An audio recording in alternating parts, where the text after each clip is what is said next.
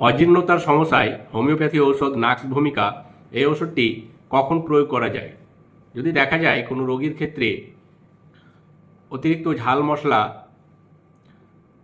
Alcohol গ্রহণ করা, রাত্রি জাগরণের ফলে পেটে বদ হজম হচ্ছে, পেটে ব্যথা করছে বা পেটে অতিরিক্ত বায়ু সঞ্চয় হচ্ছে, রোগী একটু খিটখিটে স্বভাবের, পায়খানায় গেলে পায়খানা ঠিক ক্লিয়ার হয় না, বারবার একটা পায়খানার একটা বিফল প্রচেষ্টা, পায়খানা গেলে একটু পায়খানা হলো, তারপর রোগী মনে করে যে তার রেকটাম ক্লিয়ার হলো না, পায়খানা ক্লিয়ার হলো না, কিন্তু পায়খানা যেটুকুই হলো তার সাথে তার যে পেটের ব্যথা বা গ্যাসের সমস্যা কিছুটা হলেও ওই মুহূর্তে কমে।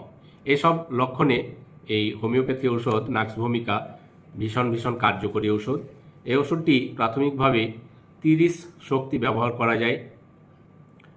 1 কাপ বিশুদ্ধ জলে 2 ফোঁটা নাক্স ভূমিকা 30 শক্তির ওষুধটি মিশিয়ে দিয়ে কাপ থেকে 1 চামচ করে সকাল এবং সন্ধ্যা খালি পেটে গ্রহণ করা যায় এবং 7 দিন থেকে 10 দিন পর্যন্ত গ্রহণ করে বন্ধ রেখে দিন। তারপরে প্রয়োজন হলে 2-5 দিন পরে আবার 10 দিন একই নিয়মে গ্রহণ করুন। ধন্যবাদ।